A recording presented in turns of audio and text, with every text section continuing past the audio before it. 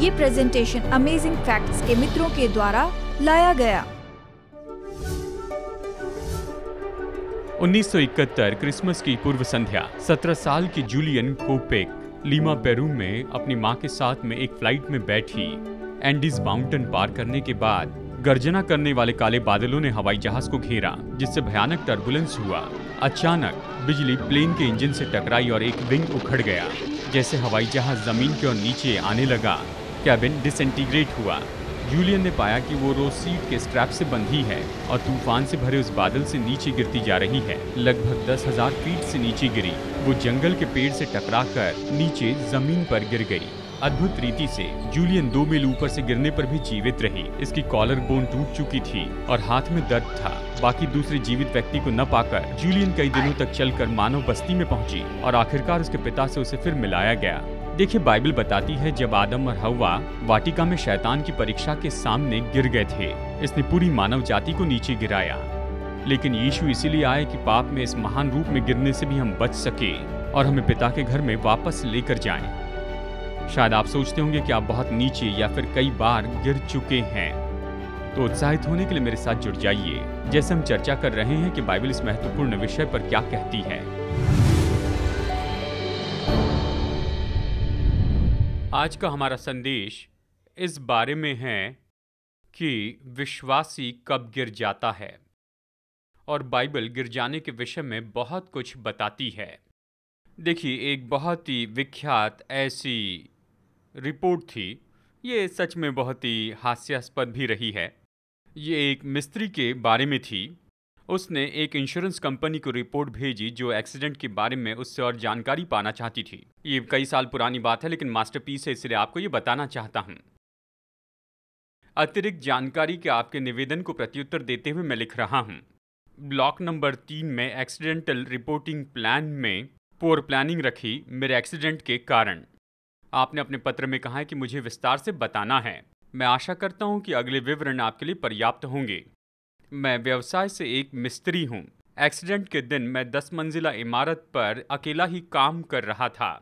मेरा काम खत्म होने पर मैंने पाया कि मेरे पास 500 पाउंड की ईंटें अभी बाकी हैं, और उसे अपने हाथों से उठाकर नीचे लाने के बजाय मैंने निर्णय लिया कि बैरल से उसे नीचे जमीन पर उतारूंगा। वो पुलिस सौभाग्यवश उस बिल्डिंग के बाजू में ही 10वीं मंजिल पर लगी थी। ग्राउंड लेवल पर रस्सी अच्छी बंधी है ये जानकर ऊपर गया और फिर बैरल में 500 पाउंड की ईंटें भरी, और फिर मैं नीचे जमीन पर गया कि रस्सी खोलूं और फिर उसे कसकर पकड़े रहा कि 500 पाउंड्स के ब्रिक्स को धीरे धीरे नीचे उतार सकूं। ब्लॉक 11 के रिपोर्टिंग फॉर्म में बताया गया कि मेरा वजन 135 पाउंड का है, और फिर मैं अचानक ही जमीन से झटके से ऊपर उठाया गया। मैं सही तरह से सोच नहीं पाया कि मैं उस रस्सी को छोड़ दूं, और इसी के साथ कहूँगा कि मैं रफ्तार से बिल्डिंग में ऊपर उठते चला गया, और 5वीं मंजिल तक पहुँचने के बाद नीचे आने वाले उस बैरल से मेरी टक्कर हुई, और इसके कारण मेरे कॉलर बोन की हड्डी में फ्रैक्चर हुआ। सौभाग्यवश उस समय मेरा दिमाग अच्छी तरह से काम करने लगा, और मेरे इतने दर्द के बावजूद भी मैं रस्सी को कसकर थामे रहा।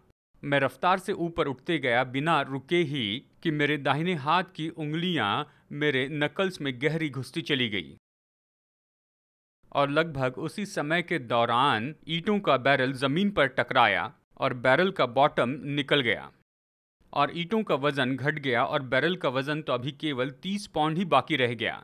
ब्लॉक नंबर 11 में मैं अपने वजन के बारे में आपको याद दिलाऊं, जिसके बारे में मैंने पहले बताया है। आप कल्पना कर सकते हैं कि उस बिल्डिंग के बाजू से मैं रफ्तार से नीचे गिरते चला गया, और फिर 5वीं मंजिल के आसपास मैंने देखा कि बैरल ऊपर आ रहा है, जब तक कि मेरी कोहनी में फ्रैक्चर हो चुका था और शरीर में भी बहुत दर्द हो रहा था। सौभाग्यवश दूसरी बार जब बैरल मेरे पास आया तो मैं धीमा हो गया कि ईंटें रहते हुए जो मुझे चोट पहुंची थी उससे मैं बच सकूं, लेकिन फिर भी 3 वर्टिब्रे क्रैक हुए। खैर, ये बताते हुए मुझे बड़ा खेद होता है कि मैं ईंटों पर गिर गया और दर्द में कर रहा था। मैं 10 मंजिल ऊपर के उस बैरल के बारे में भूल गया, और मैं उस समय कुछ भी सोच नहीं पाया, और मैंने रस्सी छोड़ दी। ये बहुत ही मजाकिया है। कई बार लोग दूसरों के गिरने पर हंसते हैं। एक तरह की विशेष कॉमेडी होती है जिसे कहते हैं फिजिकल कॉमेडी, और कुछ कॉमेडियन विख्यात हैं, उसमें बहुत सी एक्शन जुड़ी होती हैं गिरने की, जैसे डिकन, जैकी लिसन और चार्ली चैपलिन और फ्री स्टूजेस, जेरी लुइस, और इस तरह से सब जो गिरने की एक्टिंग करते हैं। और लोग कई बार किसी को गिरते हुए देखकर हंसते हैं। ये भी पाया गया है कि कुछ जानवर, खास करके चिंपैंजी, वो हंसते हैं जब वो दूसरों को लड़खड़ा के गिरते देखते हैं। ये अजीब है और मैं सोचता हूँ कि आप ऐसे नहीं हैं, लेकिन बाइबल में गिर जाना ये मजाक की बात नहीं है। ये बहुत गंभीर हो सकता है। आज संसार में जो भी हम दर्द और मृत्यु और भयानक रूप देखते हैं, ये पतन का परिणाम है। वहाँ अदन की वाटिका में मनुष्य के ईमानदारी की परीक्षा दी गई परमेश्वर और उसके वचन के लिए, या वो बलवा कर सकते थे जिसमें खुद की आराधना करना जुड़ा था। और आदम और हवा परमेश्वर पर भरोसा नहीं कर रहे थे। वो चाहते थे कि परमेश्वर जैसी सामर्थ पाए जैसे सर्प ने कहा, तो वो गिर गए। रोमियो 5:12। इसलिए जैसा एक मनुष्य के द्वारा पाप जगत में आया और पाप के द्वारा मृत्यु आई, और इस रीति से मृत्यु सब मनुष्यों में फैल गई क्योंकि सबने पाप किया। रोमियो 3:23। इसलिए कि कितनों ने पाप किया? सब ने पाप किया है और परमेश्वर की महिमा से रहित हैं। हम सब इसका अनुभव करते हैं आदम और हवा के पतन के कारण। एक पास्टर अपने 5 साल के बेटे से आदम और हवा के बारे में बात कर रहे थे और फिर वाटिका की परीक्षा के बारे में बताया और कहा, इससे क्या सीखते हैं? और बेटे ने कहा, सांप से नहीं खेलते हैं। और खैर, ये एक अच्छी सलाह है कि शैतान की न सुने। अब ये हमारे वचन के पढ़ने के भाग में लेकर आता है। ये ऐसा व्यक्ति है जो कि चर्च में था, जो गिर जाता है। ये यूतुकुस की कहानी है जो प्रेतों के काम 20 में पाई जाती है। चलिए मैं जल्दी से आपको इसके बारे में बताता हूँ। पौलुस तो आशिया के इस प्रांत में प्रचार कर रहा था। उसे अगले दिन जाना था। उसे पता नहीं था अगली बार कब मुलाकात होगी। तो सारा चर्च सब्त के दिन वहाँ जमा हुआ था। उन्होंने सब्त मनाया था। ये तो हफ्ते का पहला दिन था और वो प्रचार करता है, प्रचार करता है और प्रचार करता है। और फिर उस रात के समय उनके पास कोई एलईडी लाइट नहीं थे, कोई फ्लोरेसेंट बल्ब नहीं थे, उनके पास दीपक थे और इन दीपकों में वहाँ पर तेल डाला जाता था। ये कहता है ऊपरी कोठरी में बहुत से दीपक थे। इस कारण इसे बताया है इसलिए कि कई बार दीपक के कारण धुआं उठता है। याद है केक की मोमबत्तियां बुझाने पर श्वास घुटता है, तो उसे श्वास लेने में तकलीफ हुई। तो इस नौजवान ने सोचा कि मैं खिड़की के पास बैठूंगा। बिल्डिंग में लोग भरे हुए थे तो ऑक्सीजन की कमी थी और रात का समय हो गया था और दीपक के धुएं से कमरा भर रहा था। तो यूतिखुस ने सोचा कि उसे बैठने को अच्छी जगह मिली है और वो तो तीसरी मंजिल के उस खिड़की के ऊपर बैठा हुआ था। वो ताज़ी हवा लेना चाहता था और एक कान से संदेश भी सुन रहा था। पौलुस काफ़ी देर तक प्रचार करते रहा और यूतिखुस वहाँ पर सो गया। वो उस जगह की जोखिम को नहीं जान रहा था। आप कभी भी खिड़की के पास मत सोइए। वो नींद के झोंके में तीसरी अटारी पर से गिर पड़ा। वो तीसरी मंजिल से नीचे गिर गया और मरा उठाया गया। यानी कुछ लोग दौड़ते हुए नीचे गए और उसे उठाया और वो गिरने के कारण मर गया था। वो गिर गया। पौलुस को बहुत बुरा लगा क्योंकि वहाँ पर उसने बहुत समय तक प्रचार किया था। वो नीचे जाता है। दिलचस्प शब्द उपयोग किया गया। यूतिखुस गिर गया। पौलुस उतरकर उससे लिपट गया और गले लगाकर प्रार्थना करने लगा और आसपास के लोगों से कहने लगा, घबराओ नहीं क्योंकि उसका प्राण उसी में है। अब आप प्रेरितों के काम 20 में है। पौलुस का विश्वास बहुत मजबूत था। उसने बहुत से चमत्कार देखे थे। उसके ऊपर पत्थरवाह होने पर वो खुद जी उठा था। पौलुस खुद जी नहीं उठा, परमेश्वर ने उसे जिलाया था और चमत्कार होता है। ये मर गया था। पौलुस जाकर उससे लिपट जाता है। जानते हैं जब एलिया ने और एलीशा ने उस लड़के को जीवित किया, शायद पौलुस वो कहानी याद कर रहा था। उन दोनों ने उसे शारीरिक रूप में छूकर जिलाया। एक केस में एलीशा उस लड़के को जाकर गले लगाता है, घबराओ नहीं क्योंकि उसका प्राण उसी में है। और फिर बड़ा आनंद हुआ। ये कैसे हुआ कि वो गिर गया? ये चर्च का सदस्य था, संदेश सुन रहा था और वो गिर गया। वो कहाँ बैठा था? वो कोने पर बैठा था। जानते लोग चर्च से कैसे गिर जाते हैं? वो कोने पर बैठते हैं। वो कमरे में रहता तो शायद वहां पर मुश्किल होती, लेकिन वो कोने में जाकर बैठना चाहता था। और जानते हैं शैतान किस पर हमला करता है? जो कोने पर होते हैं। भेड़िए किसके पीछे पड़े होते हैं? वो मेमने जो कोने पर रहते हैं। और बहुत से लोग जो चर्च के बिल्कुल कोने पर होते हैं, मैं उन जवानों के बारे में नहीं कह रहा हूं जो अभी इस समय बिल्डिंग के बाहर बैठे हुए हैं, लेकिन उनके बारे में कह रहा हूं जो अपने जीवन में हफ्ते में एक बार चर्च जाते हैं। वो जुड़े रहना चाहते लेकिन कोने पर रहते हैं और अपना एक पैर वो चर्च में रखते हैं तो दूसरा पैर वो संसार में रखते हैं। यदि सुरक्षित रहना है तो अच्छा है कि झुंड के बीच में रहे। आमेन। आप जुड़ जाइए, आप इसके बीच में आ जाइए, आप इनके बीचों बीच रहिए। इसमें आप सुरक्षित रहेंगे, विश्वासी के रूप में बने रहेंगे अगर आप चर्च की दीवारों के बीच रहते हैं। हमारा लक्ष्य है यहाँ पर ग्रेनेड बे में, आपने देखा होगा हम जवानों को जोड़ते हैं म्यूजिक में और वचन पढ़ने में। कुछ मीडिया में वॉलंटियर हैं, साउंड में मदद करते हैं। और मैं सोचता हूँ ये महत्वपूर्ण है कि हम जवानों को इसमें जोड़े रखें और हम उन्हें जोड़े रखें। इस तरह से विश्वास में वो बने रहेंगे। और अगर वो कोने में बैठे रहें तो प्रचारक से बड़ा संदेश सुनने पर मौका है कि वो नीचे गिर जाएं। केवल जवान लोग ही नहीं गिरते हैं, लेकिन ये हम सब के साथ होता है। बाइबल कहती है प्रेरित गिर गए। यीशु ने पहले बताया था कि ये होगा।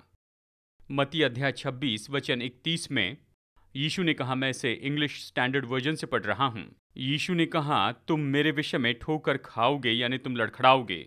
ये कहता है तुम सब आज ही रात को मेरे विषय में ठोकर खाओगे, क्योंकि लिखा है मैं चरवाहे को मारूंगा और झुंड की भेड़ तितर बितर हो जाएंगी। कैसे पतरस ने यीशु मसीह का इनकार किया।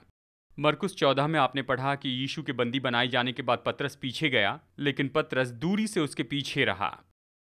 वो दूरी से उसके पीछे चला। जब यीशु को न्याय करने के लिए ले जाया गया, पतरस कोने पर ही रहा, मसीह के शत्रुओं के साथ में बना रहा। जब वो उसके शत्रुओं के साथ में बना रहा तो उसने उसका इनकार किया। तो आपको उनके बीच में बने रहना है। ये कहता है वो सब उसे भूल कर भाग गए। एक तरीके से लोग गिर सकते हैं, घमंड के कारण वो गिरते हैं। शैतान ने यही महसूस किया। देखिए 1 तीमुथियुस 3:6। फिर ये कि नया चेला ना हो, ऐसा ना हो कि अभिमान करके शैतान का सा दंड पाए। इस तरह से ये कहता है। गिरने से बचने का एक तरीका है कि नम्र बने रहें। नीति वचन 16-18। विनाश से पहले गर्व और ठोकर खाने से पहले घमंड आता है। 1 कुरिन्थियों 10-12 में आप पढ़ सकते हैं। इसलिए जो समझता है मैं स्थिर हूं, वो चौकस रहे कि कहीं गिर न पड़े। तो विश्वासी कैसे गिर जाते हैं?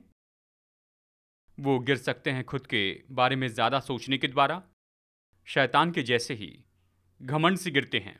मैं सोचता हूं यहूदा इसी में गिरा था। यहूदा तो बस अपने ऊपर इतना भरोसा रखता था, वो अपनी योग्यता पर इतना भरोसा रखता था कि ऐसी परिस्थितियां लेकर आएगा कि यीशु से काम करवाएं, कि वो खुद को राजा घोषित करे और उसके लिए उसको सारा सम्मान मिले। वो नहीं चाहता था कि यीशु उसके पैर धोए। जब यीशु ने दूसरे चेलों के पैर धोए तो उन सब ने खुद को नम्र किया था। यहूदा के पैर धोए गए, लेकिन फिर भी उसने यीशु को पकड़वाया। यानी ये घमंड के द्वारा है। कहीं मत जाइए दोस्तों, कुछ ही पल में आज के बाकी प्रेजेंटेशन के लिए हम लौट कर आ जाएंगे। ये सच है कि मसीह जीवन कभी एक जगह पर नहीं रहता है। आप एक तो आगे बढ़ रहे हैं या पीछे फिसल रहे हैं। क्या आप मसीह विश्वास में नए हैं और सोच रहे हैं कि आप कैसे परमेश्वर के और भी करीब आ सकते हैं, या फिर आप कई साल से विश्वासी बने हैं लेकिन ऐसे लगता है कि आप प्रभु के साथ चलने में एक जगह पर रुके हैं। शायद ये सोच रहे हैं कि मसीह के मार्ग में आगे बढ़ने के लिए आप शायद कुछ कर सकते हैं कि आप बढ़ते जाएं। अमेजिंग फैक्ट आपके हाथों में ऐसा कुछ देना चाहते हैं जो कि सच में फर्क लेकर आ जाएं। हम आपको अद्भुत किताब भेजना चाहते हैं जिसका नाम है स्टेप्स टू क्राइस्ट। ये 13 सामर्थी अध्याय ये आपको एक अद्भुत यात्रा में ले जाएंगे मसीह उन्नति के महत्वपूर्ण भागों में। जब भी मैं ये बेस्ट सेलिंग बुक पढ़ता हूँ, ये मुझे प्रभु के करीब लाती है। हिचकिचाइए नहीं, अभी फोन करके अपनी फ्री कॉपी मंगवाइए और बाद में आप मुझे धन्यवाद देंगे। फ्री कॉपी मंगवाने के लिए स्क्रीन के नंबर पर फोन कीजिए और ऑफर नंबर 269 मंगवाइए या वेब एड्रेस पर जाइए और इस अद्भुत स्रोत को पढ़ने के बाद में इसे अपने दोस्तों को बताइए। तो चलिए आज के प्रेजेंटेशन में वापस चलते हैं और परमेश्वर के वचन से अद्भुत तथ्यों को सीखते हैं। इब्रानियों 6:4। आपको सावधान रहना है। हम बहुत ही आभारी हैं कि प्रभु बहुत ही दयालु हैं। प्रभु क्षमा करते हैं। अगर उसकी निरंतर दया नहीं होती तो फिर हम कहाँ पर होते। यदि केवल 10 साल तक हम पर दया होती तो जब हम 20 साल के हैं तो हम तो पहले ही मर जाते। परमेश्वर की दया तो इतनी महान है, लेकिन जोखिम है कि आप उसकी दया को भूल जाएं। एक वचन है जिस पर अक्सर सवाल आते हैं। ऐसा वचन है जिस पर बाइबल प्रोग्राम में सवाल आते हैं क्योंकि ऐसे लगता है इसमें कोई आशा नहीं है। देखिए इब्रानियों 6:4। ये बाइबल में है, इसे देखना होगा। मुश्किल वचन है क्योंकि जिन्होंने एक बार ज्योति पाई है और जो स्वर्गीय वरदान का स्वाद चख चुके हैं और पवित्र आत्मा में भागी हो गए हैं और परमेश्वर के उत्तम वचन का और आने वाले युग की सामर्थ का स्वाद चख चुके हैं, यदि वे भटक जाए तो उन्हें मन फिराव के लिए फिर नया बनाना अनहोना है, क्योंकि वे परमेश्वर के पुत्र को अपने लिए फिर क्रूस पर चढ़ाते हैं और प्रगट में उस पर कलंक लगाते हैं। यहाँ पर वो हमें बताता है कि ये तो संभव है। जिन लोगों के पास ये लाभ है, अगर वो गिर जाते हैं, यानी अगर वो फिर जाते हैं, परमेश्वर के सारे उत्तम वरदानों से फिर जाते हैं, तो प्रभु क्या कर सकते हैं। पतरस इसके बारे में बताता है, ये उस सूअर के जैसे है जिसे धोया गया लेकिन वो कीचड़ में चले जाता है, या कुत्ता अपनी उल्टी कर वापस जाता है। कुछ लोग जो गिर जाते हैं वो फिर उठ नहीं पाते हैं क्योंकि उनके पास ये सारे लाभ रहे हैं। सारे लाभ से अपनी पीठ फेर लेते हैं। मैं निराश नहीं करूंगा। कुछ लोग सोच रहे हैं इसका मतलब ये है कि यदि कोई विश्वासी प्रभु से फिर जाए तो उसका उद्धार नहीं होगा। नहीं, मैं ये नहीं कह रहा हूं। उड़ाव पुत्र की कहानी के बारे में क्या कहेंगे? उनकी कहानी का क्या करेंगे? जैसे दाऊद, पतरस, यहां तक कि मूसा, जब वो क्रोधित हुआ, यानी मसीह विश्वासी गिरते हैं, प्रभु धीरज रखते हैं। जैसे मैंने कहा, प्रेरित जी, उन्होंने भी प्रभु का इनकार किया था। मैं प्रभु की दया के लिए बहुत धन्यवाद देता हूं, लेकिन इसमें बहुत जोखिम है। अगर आप कोने में रहते हैं, ये मोटरसाइकिल चलाने जैसे आप सोचते हैं कहाँ तक मैं झुक सकता हूँ, आप गिरने के बाद ही इसे जान पाएंगे और शायद आप न बचें। आप नहीं जान पाएंगे कि कब गिरेंगे। आप सोचते हैं कि आप बैलेंस कर पाएंगे, लेकिन नहीं। आप मुश्किल में पड़कर ये जानना नहीं चाहते हैं ना, लेकिन आप अपने गिरने से सीख सकते हैं। कितने लोग जानते हैं कि जब आप चलना सीख रहे थे उस समय आप गिर गए? यानी सभी लोग ऐसे होंगे, सच है ना? और इसलिए गिरने से बहुत कुछ सीख सकते हैं और कई बार गिरने की अपेक्षा भी की जाती है। यहां तक कि बालक विश्वासियों के लिए मैं ये सोचता था, देखिए, सिद्ध संसार में जब कोई मसीह के पास में आता है, यीशु को स्वीकार करता है, यदि उनमें सच में विश्वास है तो फिर वो कभी पाप नहीं करेंगे। लेकिन बाद में जाना ये असली बात नहीं है। ऐसे लगता है जब कोई मसीह के पास पहली बार आता है, ये पाप के लिए बहाना नहीं है, इसे गलत मत समझिए। लेकिन खास करके जब हम सीखते हैं, प्रभु में चलने के इस नए मार्ग पर होते हैं, तो आप गलती कर सकते हैं। बाइबल यशायाह 1 में कहती है कि हमें भलाई करना सीखना होगा। ये सीखना है, मतलब आप इसके बारे में ज़्यादा नहीं जानते, आपको गलतियों को दूर करना होगा, तो आप मार्ग में बहुत कुछ सीख सकते हैं। देखिए, बालक उकाब, देखिए, हमिंग बर्ड अलग है लेकिन उकाब अलग हैं। हमिंग बर्ड जब घोंसले से पहली बार निकलते हैं तो उड़ते हैं, मतलब कोई लेसन नहीं, कोई लाइसेंस नहीं, कोई मेडिकल नहीं, बस ऐसे ही उड़ने लगते हैं। लेकिन उकाब अलग होते हैं, उन्हें उड़ना सीखना पड़ता है। मैंने सुना है कि 5 में से 1 उकाब उड़ने की कोशिश करते समय मर जाते हैं। इस तरह से ये होता है क्योंकि उकाब के घोंसले ऊंचाई पर होते हैं। उन्हें सीखना पड़ता है। कई बार उन्हें घोंसले का इंतजार करना पड़ता है कि वो हवा का इंतजार करते हैं, फिर पंख फैलाते हैं, फिर रुकते हैं, फिर पंख फैलाते हैं, फिर रुकते हैं। कई बार जब वो पहली बार उड़ते हैं तो उनकी माँ या पिता उनके नीचे जाते हैं और जब देखते हैं कि वो नीचे गिरने पर हैं तो उन्हें थाम लेते हैं और आसानी से नीचे उतारते हैं या ऊपर उठाते हैं। इसलिए परमेश्वर ने इस्राएल से बात करते हुए इसका उपयोग किया। प्रभु कहते हैं, उकाब के जैसे मैंने तुम्हें अपने पंखों पर उठा लिया है, क्योंकि यहाँ सीखने की क्रिया जुड़ी है और कई बार हमें सीखने के लिए समय लगता है। तो निराश मत होइए। कई बार हम अपने गिरने से सीखते हैं और परीक्षा के द्वारा सीखते हैं। अब आप गिरने के बाद बच सकते हैं।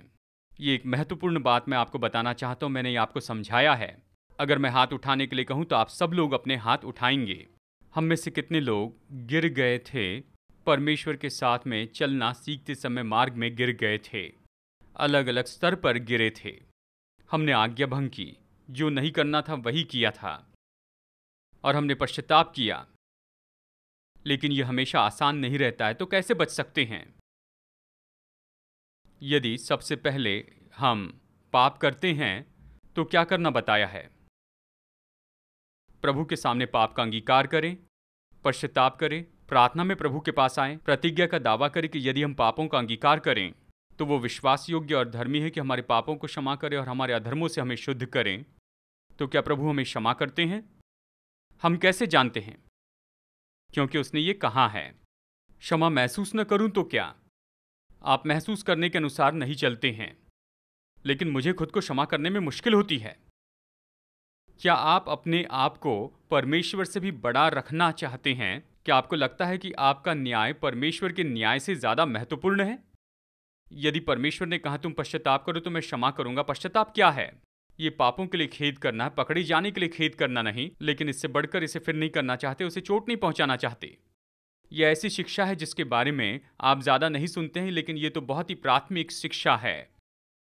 बाइबल कहती यीशु ने प्रचार शुरू किया, पश्चाताप करो। यूहन्ना बपतिस्मा दाता ने कहा पश्चाताप करो। चेलों ने प्रचार शुरू किया, भाइयों और बहनों हमें क्या करना है? पतरस ने कहा पश्चाताप करो। पश्चाताप तो पाप के लिए सच्चा खेद प्रकट करना है, ऐसे काम बंद करने की इच्छा रखना जिससे परमेश्वर शोकित होते हैं, पड़ोसी और आपको चोट पहुंचती है, और फिर निश्चय ही अनंत काल के नुकसान में ये ले जाता है। तो अगर आप गिर जाते हैं, पश्चाताप करें, अंगीकार करें और विश्वास करें, क्योंकि विश्वास के बिना उद्धार नहीं पा सकते। उसने कहा मैं तुम्हें क्षमा करूंगा, और अगर तुम ऐसा करोगे, पश्चाताप करके अंगीकार करोगे, और मैं तुम्हें हर एक अधर्म से शुद्ध कर दूंगा। तो इसलिए वो आपको रुकने के लिए नहीं कह रहे हैं, कहते तुम्हें क्षमा हो गई है, तुम्हें मुफ्त में क्षमा की गई है। दाऊद ने अपने भयानक पाप का अंगीकार किया और परमेश्वर ने कहा तुम्हारा पाप दूर किया गया है। उसके पश्चाताप पर उसे क्षमा किया। यशायाह ने कहा कि मुझ पर हाय, मैं तो अशुद्ध हूं, मैं अशुद्ध होठों वाला हूं, मैं अशुद्ध होठों वाले लोगों में रहता हूं। परमेश्वर ने अंगारे से उसके मुंह को छू लिया, कहा तुम शुद्ध हो चुके हो, तुम्हारा पाप दूर किया गया। जक्कई ने कहा कि अगर मैंने किसी से बुराई करके कुछ लिया तो 4 गुना लौटाऊंगा। तो प्रभु ने कहा इस घर में उद्धार आया है। जैसे उन्होंने पश्चाताप किया और अंगीकार किया, क्रूस पर के चोर ने कहा प्रभु जब तू अपने राज्य में आए तो मुझे स्मरण करना। तो यीशु ने क्या कहा? यह व्यक्ति चोर था, बागी था। वचन का एक भाग कहता है वो हत्या का दोषी था, और प्रभु ने कहा तुम स्वर्गलोक में मेरे साथ में होगे। विश्वास कीजिए कि प्रभु क्षमा करते हैं। जब जानते हैं कि आप क्षमा किए गए हैं तो आप जोखिम में आना नहीं चाहते हैं, आप जीवन की नवीनता में चलना चाहते हैं। आमेन। मैं यहां पर आपको कुछ समझा कर बताता हूं। मुझे कुछ वॉलंटियर्स चाहिए, खास करके कुछ बच्चे जो मेरी मदद करेंगे। जी हाँ, आप पीछे से आगे आइए।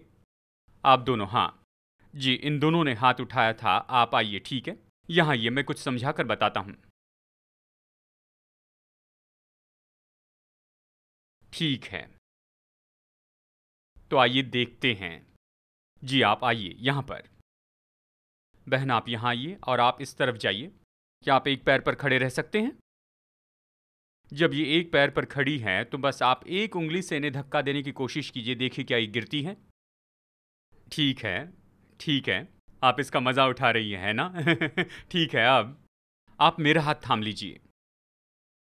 अब एक पैर पर खड़े रहिए। क्या ये मुश्किल है? नहीं, इसे गिराना नहीं। हाँ। जानते मुद्दा क्या है? जब आप थामे रहते हैं तो यह आपको नीचे गिरने से बचा सकता है। आमेन, बहुत बहुत धन्यवाद, आपने अच्छा किया है। इसलिए ये बात नहीं कि आप गिर जाते हैं, हम सीख रहे हैं कि हम न गिरें। आमेन। क्या किसी ने हमारी मदद के लिए हाथ बढ़ाया? यूहन्ना 10:28। यीशु ने कहा मैं उन्हें अनंत जीवन देता हूं, मैं उन्हें अनंत जीवन देता हूं, वे कभी नष्ट न होगी और कोई उन्हें मेरे हाथ से छीन न लेगा। मेरा पिता जिसने उन्हें मुझको दिया है सबसे बड़ा है और कोई उन्हें पिता के हाथ से छीन नहीं सकता। यीशु कभी आपको जाने नहीं देंगे, वो अपनी पकड़ नहीं छोड़ेंगे। आमेन। बाइबल कहती भले मनुष्य को दबाकर नहीं रख सकते। नीति वचन 24:16, क्योंकि धर्मी चाहे 7 बार गिरे तो भी उठ खड़ा होता है, परंतु दुष्ट लोग विपत्ति में गिरकर पड़े ही रहते हैं। भजन 37 वचन 23, मनुष्य की गति यहोवा की ओर से दृढ़ होती है और उसके चाल चलन से वो प्रसन्न रहता है। चाहे वो गिरे तो भी पड़ा न रह जाएगा, क्योंकि यहोवा उसका हाथ थामे रहता है। अगर कोई गिर जाता है, देखिए आपको जानबूझकर नहीं गिरना है, लेकिन एक तरह से गिरना अच्छा है। बाइबल कहती मसीह के चरणों पर गिरें और हम टूट जाएंगे। पतरस बाग में जाता है, यीशु का इनकार करने के बाद गत्समनी के बाग में जाता है, मुंह के बल गिरकर वो बहुत रोता है। मत्ती 21:44, जो इस पत्थर पर गिरेगा वो चकनाचूर हो जाएगा और जिस पर वो गिरेगा उसको पीस डालेगा। अगर हम मसीह पर गिरते हैं, अगर हम खुद को मसीह पर गिरा देते हैं और उसे पूरी तरह समर्पण करते हैं, वही हमें बल और सामर्थ देता है कि हमें गिरने से रोके। मुझे याद है मैंने पढ़ा था ग्रेट ब्लंडन के बारे में, जो महान टाइट रोप वॉकर थे। कैरन और मैं हाल ही में नाइगरा फॉल्स गए थे और ये पहले व्यक्ति थे जो नाइगरा फॉल्स पर टाइट रोप पर चलते हुए पार गए और इन्होंने बहुत ही अद्भुत काम किए थे। हाँ, पता नहीं कितनी बार वो नाइगरा फॉल्स पर चले, क्योंकि वो हर समय अलग करतब करते थे और हर बार वो कुछ अलग रूप में चलते थे। एक बार वो व्हील बेयर लेकर चले थे, व्हील बेयर में एक बार किसी को बैठा कर लेकर गए थे, एक बार एक मनुष्य को अपने पीठ पर बैठा कर नाइगरा फॉल्स पार किया था। खैर 5 साल की उम्र में उन्होंने टाइट रोप वॉकिंग करना शुरू किया था और वो सच में इतने माहिर थे अपना संतुलन बनाए रखने में। किसी ने पूछा, जब आप इस तरह से चलते हैं तो क्या आप निराश नहीं होते हैं? नाइगरा फॉल पर आप चलते हैं, ये तो दुनिया का एक बड़ा फॉल है, वहाँ पर आप पानी गिरते हुए देखते हैं और वहाँ पर तेज़ हवा चलती रहती है। उन्होंने कहा, नहीं, ये सारी चीज़ें मुझे डराती नहीं है, मैं इन बातों को तो देखता भी नहीं। उन्होंने कहा कि इसके पहले मैं उसे पार करूं, उन्होंने कहा मैं दूसरे कोने पर चांदी का तारा लगा देता हूं और उन्होंने कहा मैं उस तारे पर अपनी आंखें लगाए रखता हूं और जब मैं ऐसा करता हूं तो बस यही जानता हूं कि मुझे एक कदम और आगे बढ़ाना है, क्योंकि रस्सी तो सीधी है। और जानते हैं ये तो गिरने से बचने का बड़ा भेद है कि हम अपनी आंखें यीशु पर लगाए रखें। आमीन। क्या आप अमेजिंग फैक्ट बाइबल स्टडी को और नहीं पा सकते हैं? आपको सच्चाई से भरे प्रोग्राम को जानने के लिए अगले हफ्ते राह देखने की जरूरत नहीं है। आप जाइए अमेजिंग फैक्ट मीडिया लाइब्रेरी में aftv.org पर। aftv.org पर आप वीडियो और ऑडियो प्रेजेंटेशन का आनंद उठा सकते हैं और साथ ही प्रिंटेड मटेरियल सब कुछ मुफ्त में। दिन में 24 घंटे और हफ्तों में 7 दिन आपके कंप्यूटर या फिर मोबाइल से लॉग कीजिए aftv.org पर।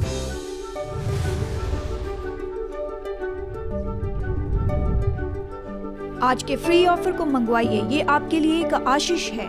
जैसे हम सुसमाचार लोगों तक ले जा रहे हैं, आपकी भेंटों के लिए आपका धन्यवाद। आशा है आप अगले हफ्ते जुड़ जाएंगे। जैसे हम वचन की गहराई को देखते हैं, हम और भी अमेजिंग फैक्ट्स देखेंगे।